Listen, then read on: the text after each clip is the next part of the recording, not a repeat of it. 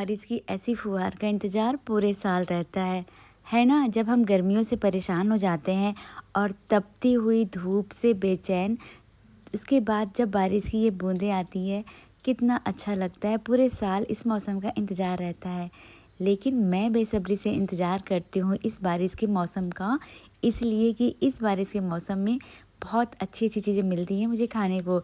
मेरे favourites item बरसात के दिनों में ही मिलता है, तो ये बारिश की बहुत अच्छी खुशबू और साथ में मैंने इस बारी इतनी अच्छी-अच्छी चीज़ें खाई हैं, मतलब कि जो बहुत रेयर थी मेरे लिए और मैं उसे बहुत कम ही खा पाती हूँ, बना पाती हूँ। मैं जहाँ रहती थी बचपन में मैं बहुत खाती थी और ये मेरा बहुत फ़ेवरेट था।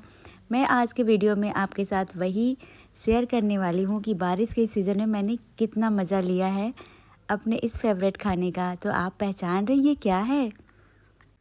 ये है देसी मशरूम, इसे हमारे यहाँ खुखड़ी बोलते हैं और ये बहुत रेयर मिलता है। ख़ासकर ये झारखंड और छत्तीसगढ़ के जंगलों में मिलता है, बहुत महंगा भी मिलता है।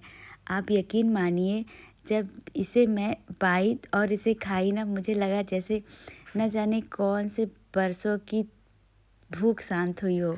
आपको लग रहा होगा कि मैं कुछ ज़्यादा ही बोल रही हूँ, लेकिन सच में मुझे ये वाला जो खुखड़ी है, मशरूम है ना, इसके स्वाद में के टक्कर में आज तक कोई ऐसी चीज़ नहीं मिली।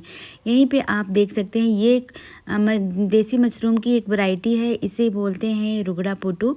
रुगड़ा बोलते हैं, ये भी जंगलों में मिलता है, बिल्कुल मिट्टी के नीचे दबा हुआ, मिट्टी से सना हुआ।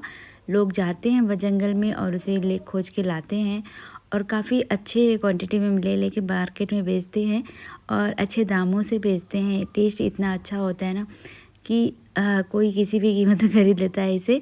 तो इसमें भी 2 तरह का होता है, एक ब्लैक एक वाइट। नीचे कट करेंगे आप तो वाइट होगा और किसी में ब्लैक निकलेगा। तो ये देखिए, यहाँ पे ब्लैक वाला है, इससे पहले मैं वाइट वाला कट कर रही थी। और ये वाली जो वैरायटी है मशरूम की, ये भी मुझे बहुत सालों बाद मिली है। तो इस बार मैंने छोटे-छोटे क्लिप्स डाले थे जब मैं बना रही थी, खा रही थी इसे तो, लेकिन मैं प्रॉपर अभी आज आपको बताऊंगी कि ये मुझे कहाँ मिला, कैसे मिला।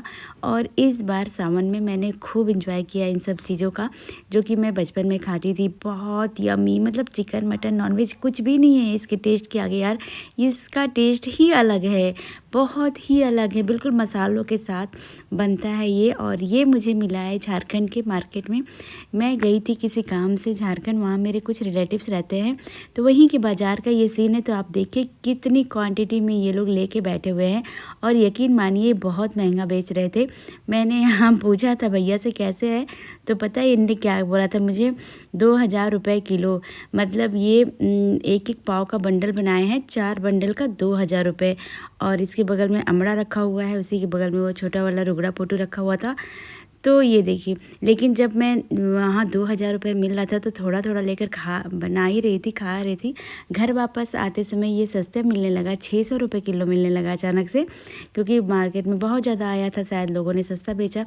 तो ये देखिए, घर पे लेकर आई थी मैं बहुत ज़्यादा क्वांटिटी में, बहुत ही ज़्यादा। मुझे लग रहा था जैसे कितना सब बटोर लूँ, क्योंकि ये वापस वहाँ हमारे यहाँ तो मिलने वाला नहीं है। तो जब भी आप इसे ख़रीदें ना, अगर आपको दिखा कहीं तो फटाक से ख़रीद लीजिए बिना सोचे समझे। और इसके जो टेस्ट के साथ-साथ इसके जो मतलब बेनिफिट है हेल्थ के लिए ना, ये भी बहुत ज़्यादा है। इसमें बहुत हाई रिच प्रोटीन होता है, मैग्नीशियम होता है, बहुत फ़ायदेमंद होता है ये हेल्थ के लिए। तो बहुत ज़्यादा साफ़ भी करना होता है, कम से कम 10 से 12 पानी से मैंने इसे साफ़ किया, तब जाके आपको इतना वाइट दिख रहा होगा।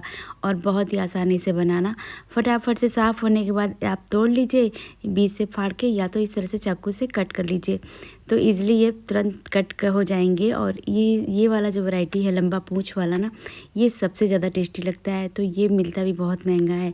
रुगड़ा भी मिलता है, वो भी 600-400 रुपये किलो मिलता है, मगर इसका जो रेट होता है वो 2-2.5 हज़ार रुपये पार कर जाता है, जितना महंगा ये मिलता है।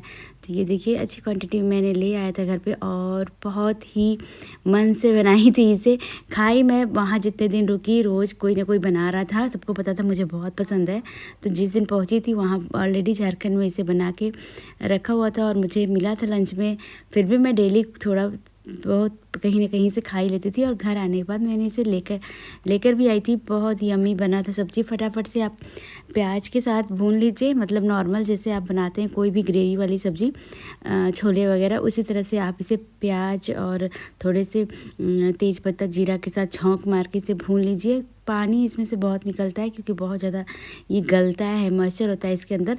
भुजने के बाद इसमें सारे मसाले डाल लीजिए पीस के, अदरक, लहसुन, मिर्चा, गरम मसाले, धनिया, खड़ी मिर्च, ये सारी चीज़ें डाल के और पानी डाल के बिल्कुल ग्रेवी बना लीजिए। चाहिए तो आप सूखा रखिए या फिर ग्रेवी वाला रहे। मैंने तो इस बार हर तरह का बना के खाया है, बहुत अच्छा लगता है। जब आप ग्रेवी बनाएंगे ना, फिर आप चावल के साथ, उबले हुए चावल के साथ इसका जो मज़ा है ना, क्या बताऊँ। मैं बात करते करते याद आ रहा है कि कितना यम्मी था, ये ख़त्म हो गया। तो ये उबलता हुआ मैं आपको जो दिखा रही हूँ ना, बस इसी टेक्सचर में सब्ज़ी आपकी बनेगी। जो आप ग्रेवी वाली बनाएंगे और फिर इसे चावल के साथ खाइए ना, एकदम अपरंपार सुख की प्राप्ति होगी। बहुत यम्मी लगता है। मैं इस बार सब मेरे लिए ये जुलाई का महीना, लास्ट जुलाई और फर्स्ट वीक अगस्त बहुत अच्छा रहा, क्योंकि मैं वो सारी चीज़ें खाई हूँ जो मैं बचपन में याद करती थी, और ये चावल के साथ मैं खा रही हूँ। मुझे बहुत अच्छा लग रहा है। तो इसका मज़ा जो है ना, वो आपको तभी मिलेगा जब आप इसे चखेंगे। साथ ही साथ मैं आपको एक चीज़ और दिखाती हूँ। इसी बार बारिश में मैंने अपने छत पे, खुद के छत पे 2-4 सब्जियाँ लगाई हुई थी, जैसे करेला, खीरा और कद्दू। तो ये भी बहुत अच्छे से निकल रही थी। मुझे यकीन नहीं था कि इतना आसानी से ये फल जाएगा। और जब मैं गई थी 8-10 दिनों के लिए, तब ये बस पेड़ बना था, इसमें फूल और फल नहीं निकला था। आने के बाद मुझे दिखा अच्छे खासे करेले भी निकल आए हैं। और ये जो कोहड़ा है, इसके फूल तो रोज़ निकल रहे थे। मुझे कोहड़े के फूल के पकौड़े बहुत पसंद है, तो ये भी बहुत ही अच्छा लगा था। और मैंने अक्सर इसे तोड़ तोड़ के कभी पकौड़े बनाती थी, कभी करेले का भुजिया बनाती थी। बहुत ही अच्छा लगा मुझे। घर के गार्डन में उगाया हुआ ये चीज़, करेला 2-4 निकलता था, उतने में हो जाता था सबको थोड़ा थोड़ा, लेकिन यमी जो घर का स्वाद होता है ना। और ये रहा वो कोहड़े का फूल, जिसकी मैं पकौड़े बनाती हूँ बेसन के घोल में डिप करके, जो कि काफ़ी यमी होता है। खैर रोज़ पकौड़े तो मैं बना नहीं सकती, तो मैं क्या करती थी, जो 2-4 फूल निकलते थे, इसमें बेसन इसी तरह से लपेट के तवे पे सेक के खाती थी। मुझे बहुत अच्छा लगता था। तो ये देखिए, बारिश के सीज़न का इस बार मेरे घर पे सब्ज़ी भी उग गया है। तो ये बारिश मेरे लिए बहुत ही अच्छा रहा। और साथ ही मैं आपको दिखाती हूँ, यहाँ पे मैंने गर्मियों में जो हमारे यहाँ तरबूज आता है ना, उसके बीज गाड़ दिए थे। तो ये बीज भी बहुत अच्छे से ग्रो कर गए और इसमें फ्रूट्स लग गए। खैर मुझे पता है कि ये बड़ा नहीं होगा, क्योंकि ये सीज़न नहीं है अभी ये तरबूज उगाने का। फिर भी इसमें 3-4 तरबूज क्रिकेट के गेंद के बराबर हो गए हैं, लेकिन इसमें देख के लग नहीं रहा कि और बड़े होंगे। बाकी मैं आपको छोटा सा कॉर्नर में जितनी सारी सब्जियां लगाई हूँ, मतलब बहुत सारी सब्जियां नहीं है, इसमें खीरा है, कोहड़ा है, करेला है और लौकी है। तो ये सारे बिल्कुल छत पे फैल गए हैं और बहुत सुंदर लग रहा है। देखिए छोटे छोटे कोहड़े का 2-3 कोहड़ा मैं तोड़ भी चुकी हूँ, और फूल तो रोज़ ही तोड़ती हूँ। तो ये देखिए, ये बहुत ही अच्छा रहा ना बारिश के सीज़न में। इस बार का मेरा ये सब्जियों वाला आइडिया बहुत ही सक्सेस रहा है।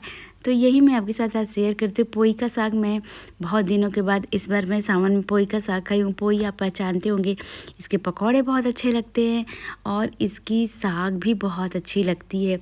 मालाबार इस बिज़नेस के नाम से शायद शहरों में से ऑनलाइन मिलता है, बट हमारे यहाँ ये नहीं मिलता है। तो मैंने इस बार इसे भी चखा है, बहुत ही यम्मी लगता है। इसके पकौड़े खाइए, इसके चीले बनाइए चावल के आटे में डाल के, बहुत ही यम्मी लगता है। तो पोई का साग का स्वाद भी काफ़ी दिनों के बाद मैंने लिया था इस बारी। तो इस बार बारिश का सीज़न मेरे लिए बहुत लकी रहा। खाने पीने के मामले में मैंने बहुत सारी चीज़ें खाई हैं जो बचपन में खाती थी, बहुत ही यम्मी। और ये पोई हुआ साग मैं इसे घर पर लगाने वाली हूँ, ताकि ये भी हमारे यहाँ ग्रो कर ले, और जब चाहे तो मैं इसके साग को तोड़ सकूँ और यूज़ कर सकूँ। मैंने यहाँ पे इसकी बहुत अच्छी क्वांटिटी मंगाया था, और ये कुछ कट के रखा हुआ है साग के लिए, कुछ मैं यहाँ पे इसके पकौड़े बनाऊंगी, जो कि काफ़ी यम्मी रहते हैं। पराठे में इसे डाल के बनाई थी, बहुत यम्मी बना था। ये देखिए, साग को अच्छे से पराठे के लिए आप आटे में गूँथ लीजिए, थोड़ा सा नमक, काली मिर्च वगैरह पराठे में अजवाइन डाल के, तो ये काफ़ी अच्छा लगता है और बहुत हेल्दी भी होता है। तो ये पोई के साग के पराठे बन गए फटाफट से। तो ये भी मैंने इस बार ट्राई किया था, काफ़ी अच्छा लगा। पराठे तो मैं पहले नहीं खाई थी, इसी बार बनाई थी, लेकिन पोई का साग मैं बचपन में बहुत खाई हूँ, खासकर पकौड़े और साग। तो इस बार पराठे भी बनाई थी। तो ये वाला बारिश का सीज़न बहुत अच्छा रहा। वो सारी चीज़ें जो मुझे यहाँ पर प्रॉपर नहीं मिलती हैं, वो सब मैंने खाया है। यही वीडियो में आज अपनी खुशी आपके साथ शेयर कर रही थी। चलिए मैं मिलती हूँ आपके साथ अगले नए वीडियो में। मगर जब भी आपको इस तरह के साग मिले, पोई का साग मतलब मालाबार स्पिनच, वो आप ज़रूर खाइएगा। आपके लिए, आपके परिवार के लिए, बच्चों के लिए, सबके लिए बहुत हेल्दी होता है। यहाँ पे ये पराठा मैंने बनाया था, सबको बहुत पसंद आया। इसके साथ आप अचार या दही सर्व करिए, बहुत यम्मी लगेगा।